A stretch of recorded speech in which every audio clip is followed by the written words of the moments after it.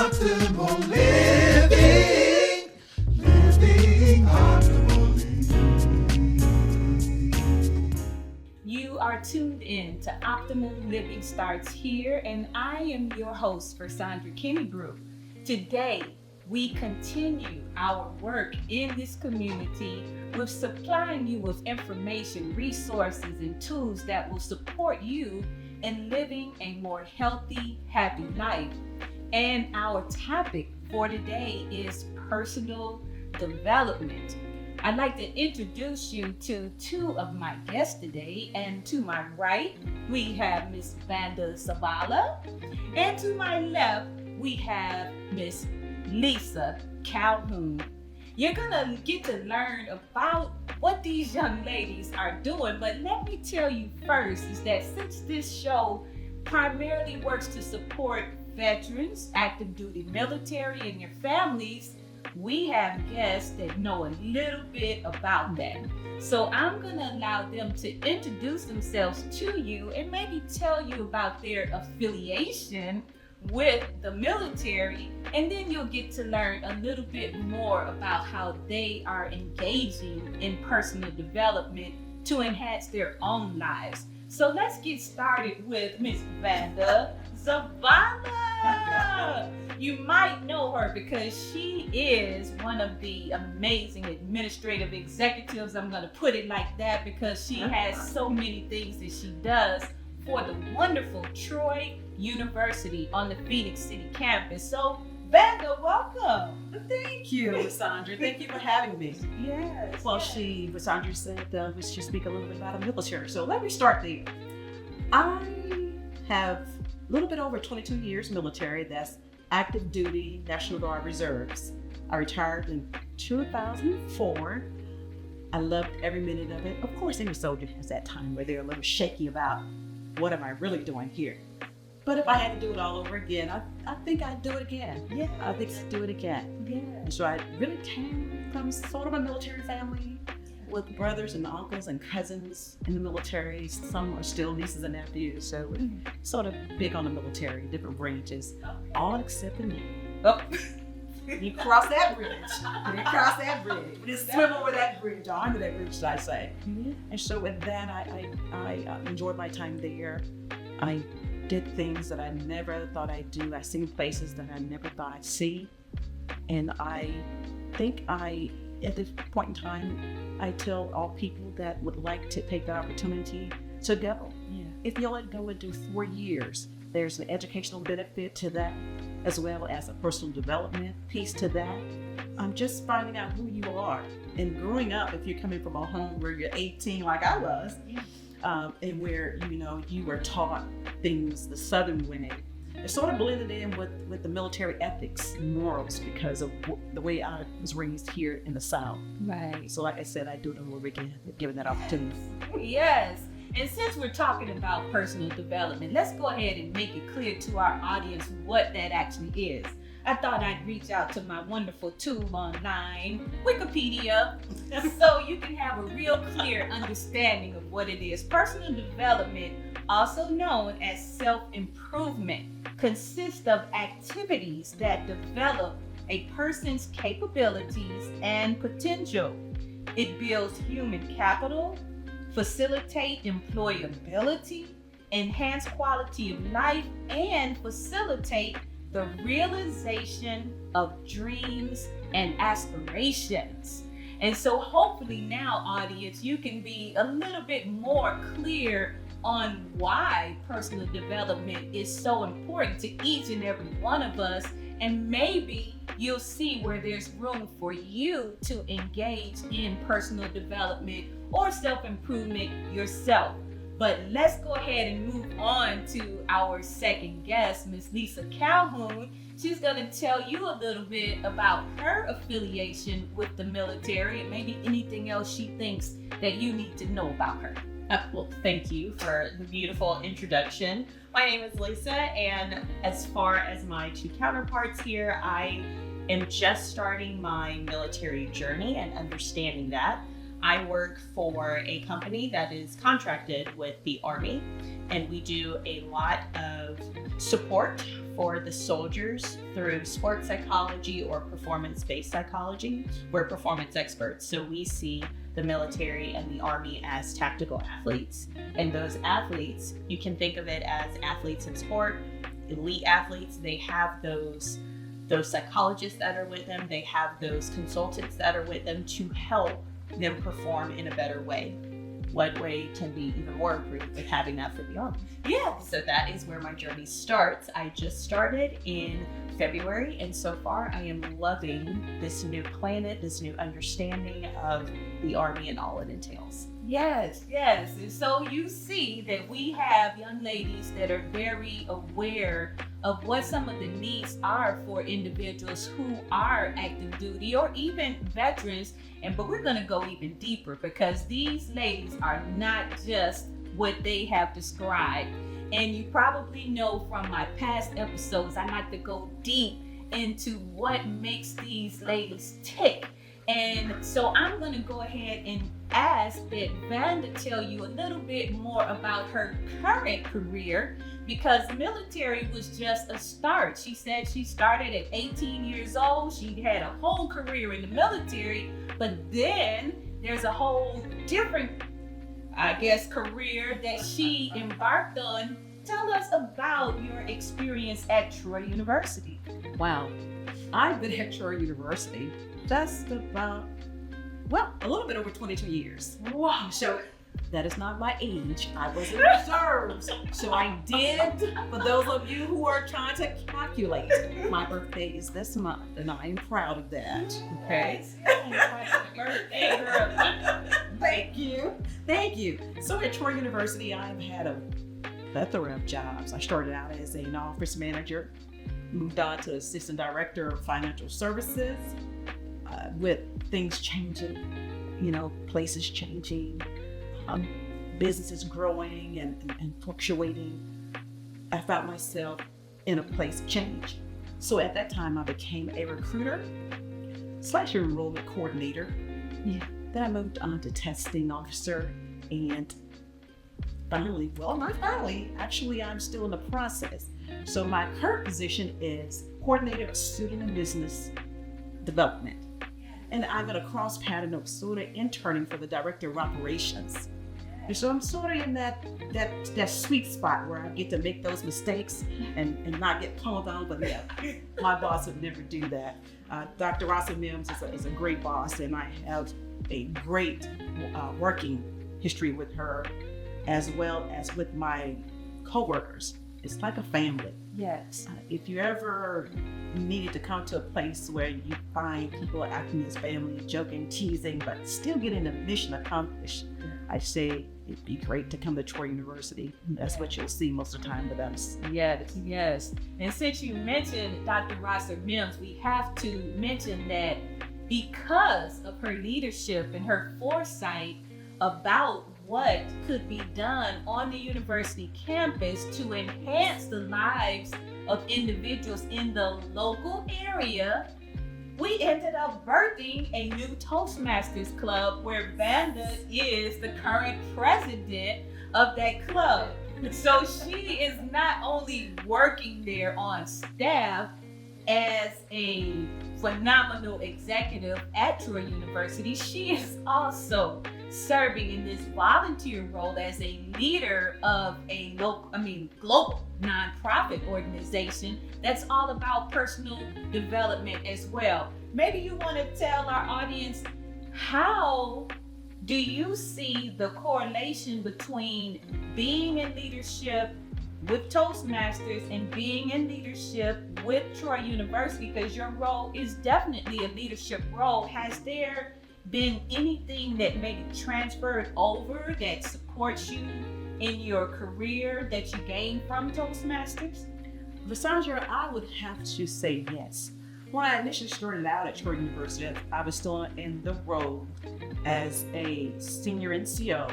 So I was still doing the military thing until a couple of years down the road when I retired. So I was used to sort of leading people and being in the way of being in the leadership. But once that sort of changed, I went into a role as just, being under someone and following, because I always feel like you can't lead unless you learn how to follow.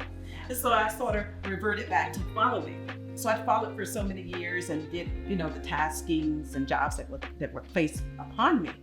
I found myself transitioning back into leadership.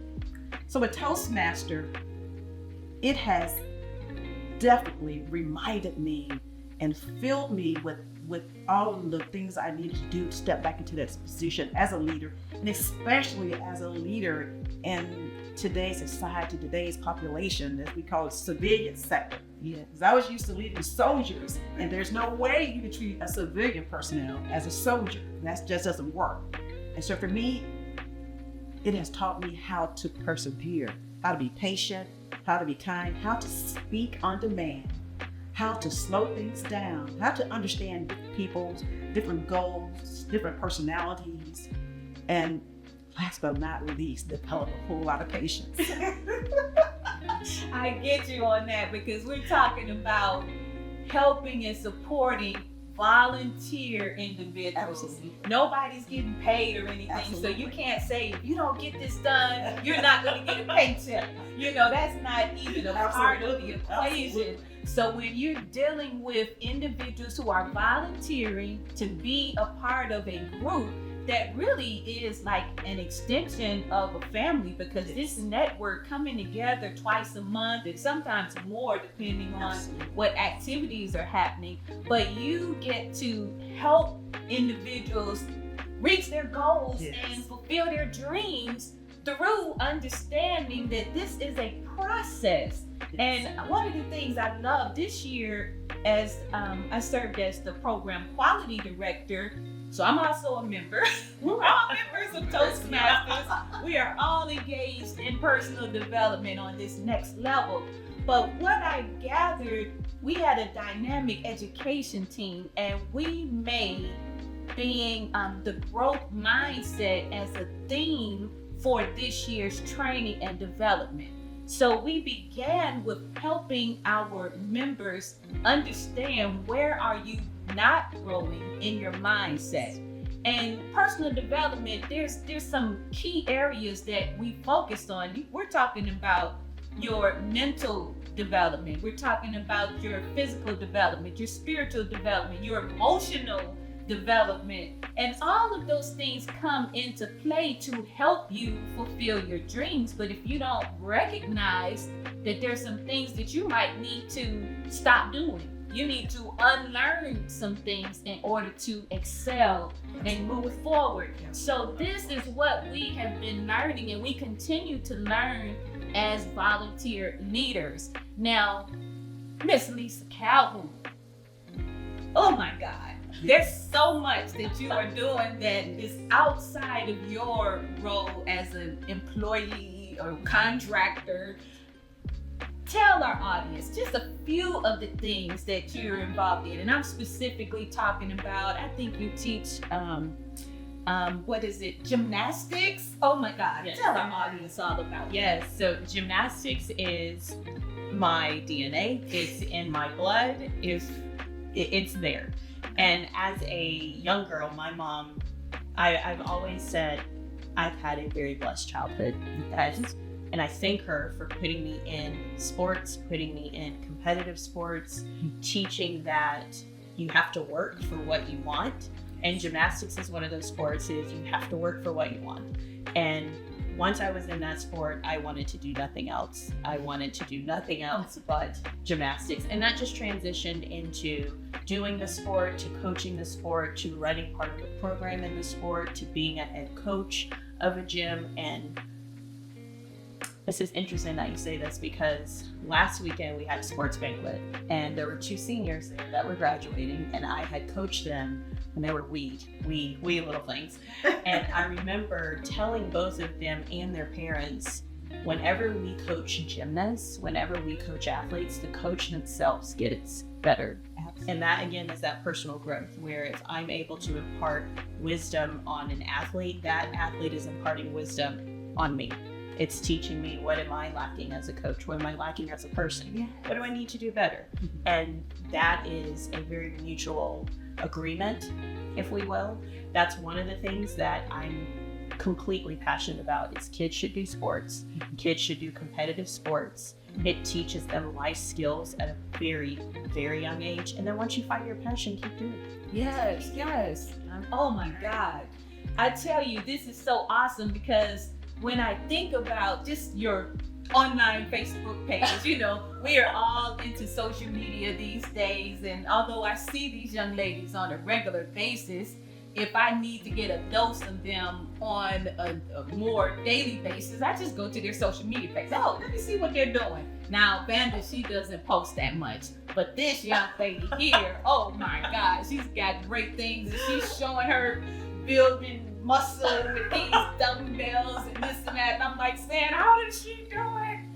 But she is absolutely committed to just what she stated, not only her own health and well-being due to her activities herself, but coaching other individuals, youth even, in doing the same thing. So youth and military personnel, my goodness, you go from one extreme to the other, but fitness is fitness, I guess. You know? That's right. Now, she has not mentioned yet, but I'm going to go ahead and throw this out there. In Toastmasters, this is the only place that you can go and work your way up through the World Championship of Public Speaking. Not every member decides to do that because some people come into Toastmasters for the leadership part and some prefer the, speaking, the public speaking part is what they gravitate toward. That's what they really want to do. Well, this young lady here, oh my goodness, she was in a Toastmasters club. Let me see, where was it? Augusta, Georgia. And she entered the competition at the club level. Then she moved up after that level, going to the area level. She won there and went to the division level. She won there and she moved to the big stage at the District 14 conference, which was just outside of Savannah a little bit earlier this year. What is the end of April? I think so. Yeah. I was there when she gave this dynamic speeches. When I'm telling you that these are speakers from all over the state of Georgia who came to compete, and she came out first place. Oh, let me see. She was phenomenal. So that means that she is going to represent the state of Georgia at the regional competition, and that includes the Bahamas and several other America, I think. Yes. All of the southern areas. So she is competing with individuals that are international on the Region 8 competition. And I'm so excited that she is representing our state, which, by the way, at the same time we were celebrating this speech competition, we were also celebrating 80 years of Toastmasters in the state of Georgia. And we are currently celebrating 100 years of Toastmasters International. So I'm stating this to let you know that this personal development thing is not new as it relates to this organization. It got started, 100 years ago in I think it was a YMCA, when some gentlemen got together and recognized they needed to practice the art of public speaking and leadership to do better in their careers. And it was just amazing that from that humble beginning, it is now turned to an international movement that is in over 140 countries.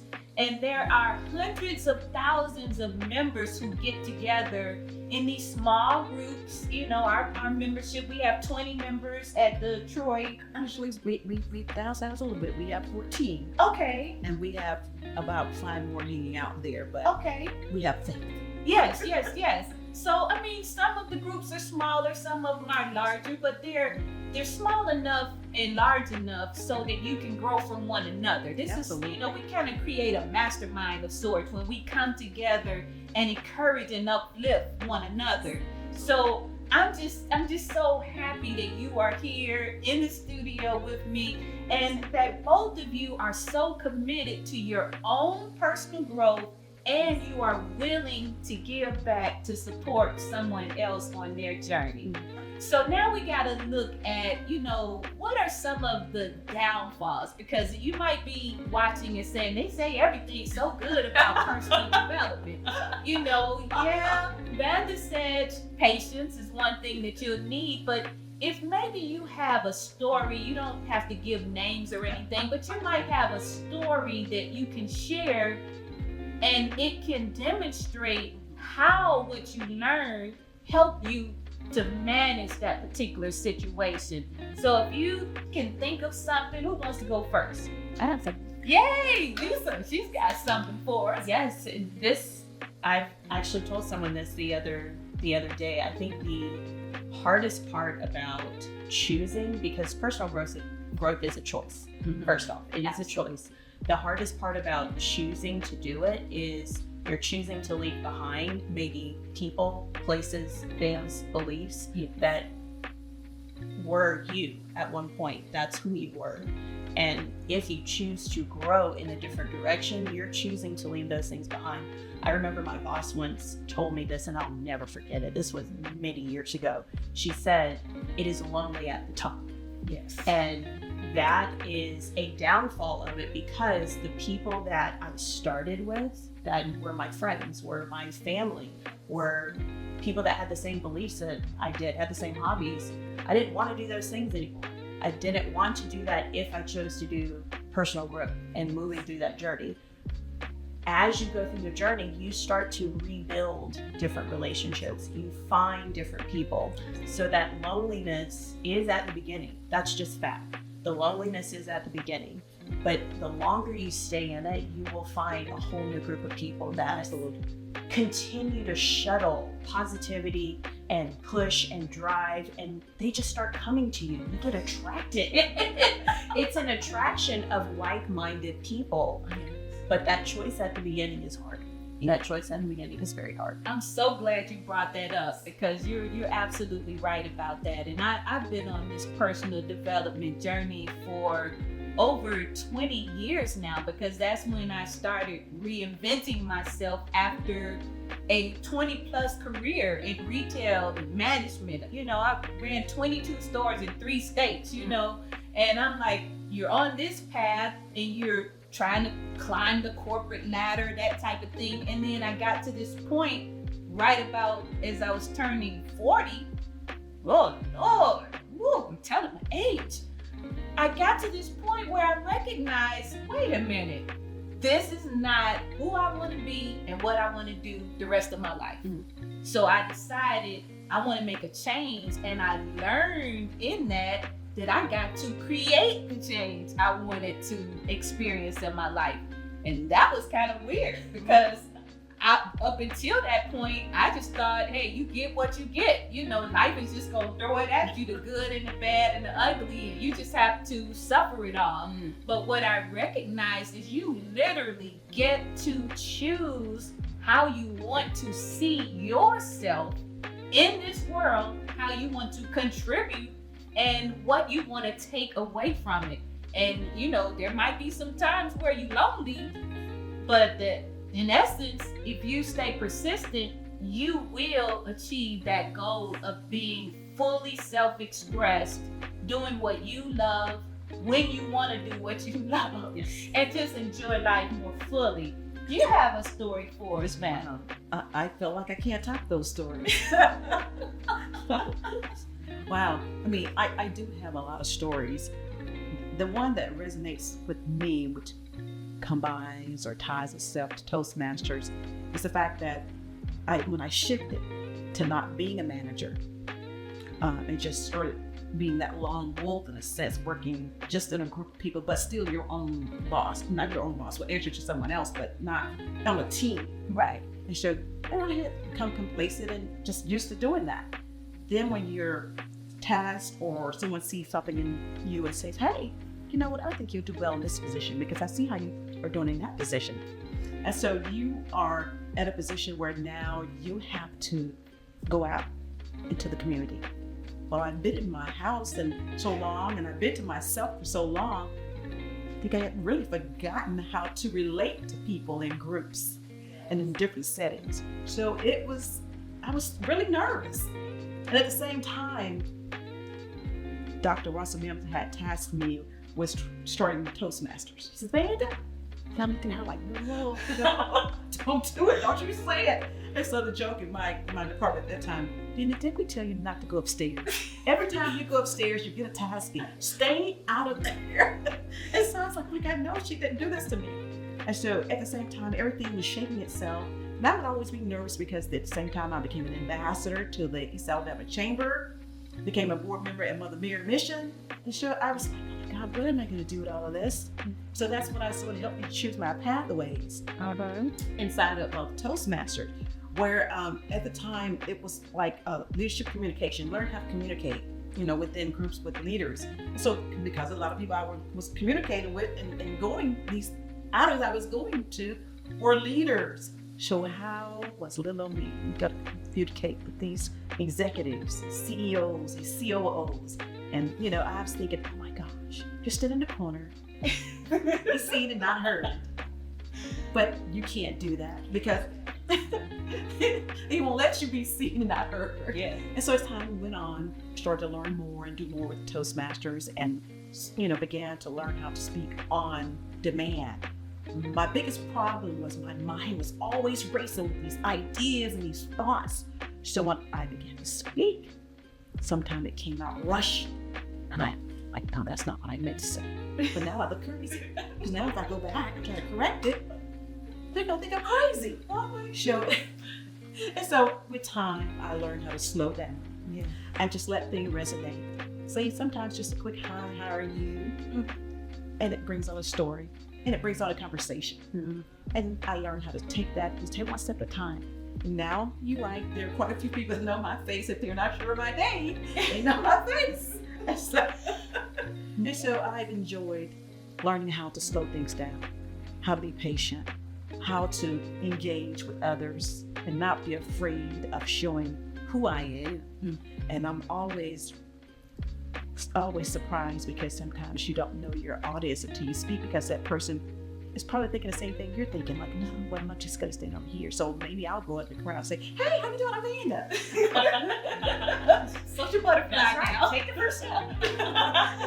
And so that was a change. And I do believe a lot of that did have to do with Toastmaster, because it was nervous thing having to speak in front of, at the initial beginning, we had like 21 people. So to speak in front of people, maybe I knew maybe one or two, and think about, my God, what are they thinking about me?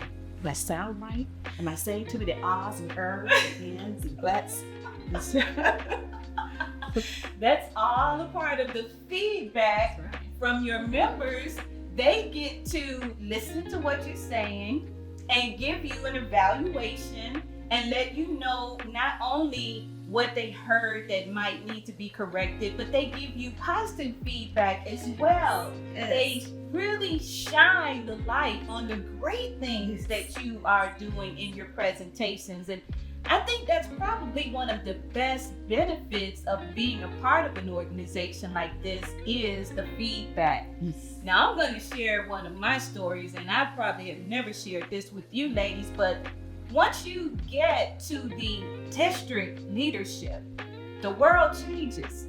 So it's not just the clubs, the small group of clubs. You are literally working with all of these individuals in the 140 something countries. So that means you are dealing with people who speak multiple languages. And when we come together, they're dressed in their, native garb, if you will. So you're seeing people that do things different than you have ever seen in your life, and they're coming together on this common mission of Toastmasters to enhance their own lives and the lives of others. They are definitely committed to personal development, but you hear these accents, and then you have to listen more intently because you want to know exactly what they're saying to you. And they're practicing because they want to be better at speaking English, you know.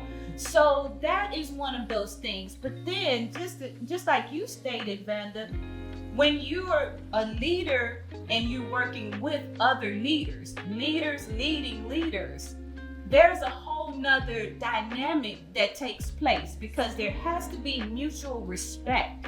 That means that you can't be all, well, this is the way I do it and I want it like this. You know, you have to recognize that each leader has a way that they may feel is best.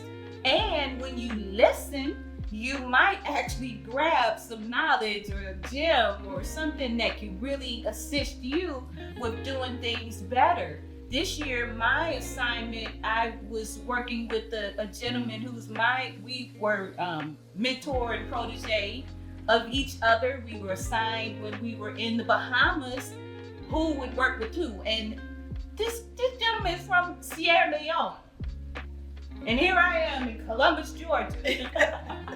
We're communicating via WhatsApp, you know, and, you know, he's checking in on what's my status, you know, what about my conference? I had to put on this conference with 200 individuals present. It took 9 months to do this task, but it was a part of my learning experience. And how do you do that? And it was self-funded. So I had to create the money up front. This was a $40,000 event that I had to figure out how to get the money to pay for everything, including the venue, the food, the gifts and awards and da-da-da-da-da. But I had my mentor who I could bounce some ideas off of. I could send him a proof of a certain thing that I was working on and say, what do you think about this? And when I learned that his event involved 3 different countries. So at his conference, I'm thinking 200 people. I think they had 1,000 people. So it was totally different. But I grew so much during this year process. And now I'm able to transfer everything I've learned into my own business because I'm a small business owner, and I can use that to catapult my speaking career, which, you know, I've been speaking for about 15 years now. I've spoken many states and even in Canada, you know, Montreal, Quebec, all. So I've done that, but we're talking about these stages where you have thousands of people in the audience. I'm gonna tell you, my first experience with that this was a homework assignment I gave to myself. Someone was having an event and they wanted me to participate in some kind of way. So I decided, hey, I'll do poetry. I'll do, you know, a poetry piece. And the stage was so long, and all of the seating and the lights and everything. When I walked out on the stage, this is a practice session. My legs were wobbling. I had to literally take my shoes off so that I would not fall down because I was shaking so much. But I got there, I stood there on that stage, I took some deep breaths, and I began to breathe and just introduce this piece of poetry. And it blew my mind because it was something I hadn't done, but I knew where I wanted to be. And practice makes perfect. It does. So you got to start somewhere. Yes. And so that's one of the things I was able to gain from my Toastmasters experience, because you have these, you know, you talked about pathways. Pathways is the learning system. And then you choose which path you want to take based on your personal and professional goals. And so when you do that, they have activities, different projects that you complete. And when you do that, you bring a report in a form of a 5 to 7 minute speech, maybe some are 10, 12 minutes, to your club, and you allow them to give you feedback. Sometimes you have to go back and do it again, you know, but it's really, really a good thing. So audience, if you are considering enhancing your own life. If you are considering taking whatever it is that you're doing to the next level, even if you don't even know quite what that thing is, but you know you want to grow beyond where you are, then it is my suggestion that you look into one of the 10 Toastmasters clubs in the Columbus, Georgia area. Now, some of them are corporate clubs. We do have clubs in Aflac and TSIS, places like that where these are private clubs only for their staff. But these are definitely, I guess that really proves to you that this is an amazing program, because why would Aflac celebrated their 30-year anniversary of the Toastmasters Club this past year? And so for a worldwide organization like that to have Toastmasters for that many years, that says a lot. And TSIS as well, we used to have 2, but now one of their clubs is global. So they meet online because of the whole pandemic thing. Wow. That opened the doors for these global virtual meetings. And so now it's like, hey, they only have one on site and the other one represents all of the world. And I'm like, wow, this is awesome. But I really hope that you will go to Toastmasters.org and just put in your zip code. It says find a club. Put in your zip code and find out where there's a club near you. But this is not the only organization that does this type of thing. But I can tell you the investment, the financial investment that you make is the smallest that there is out there as it relates to a personal development program. Now, I want to give both of you ladies an opportunity kind of wrap up and share anything that you know that's going on in your personal or professional career that's happening and you think our audience might want to benefit from that. This is your opportunity to do that. If there's anything at Troy that's coming up, I know you know everything about the happenings over there. I was like, oh my gosh, you're having a good time. So, coming here soon at Troy University. Now this weekend I'll be visiting, oh my God, what did I forget the church? But I'll be visiting a church where they will have food, fun, and activities for their children, and it's gonna be a great time. This is not something that we're hosting, I'm just attending as a resource for Troy University. The following second, third Saturday later on June 25th, we will have a CPR first aid class.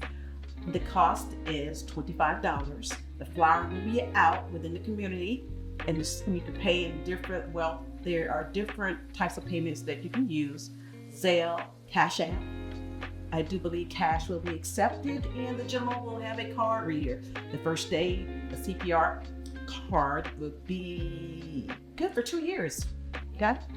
I do believe we will have also a Trojan event on June 17th. I just received that information today, where the coaches from the RB campus located in Troy, Alabama will be on ground. There'll be like a panel, be answering questions.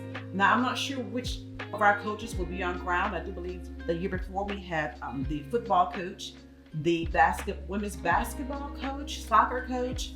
So there'll be, I can't tell you exactly which ones, but I do know this will be happening on the 17th.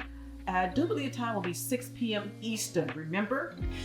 Eastern. Although we're right next to Columbus, we're still on Eastern, not Central, okay? So I invite you all to come over. And if you just want to come over and view the building, check out the nice artwork we have, the nice view we have off the balcony, feel free to come over.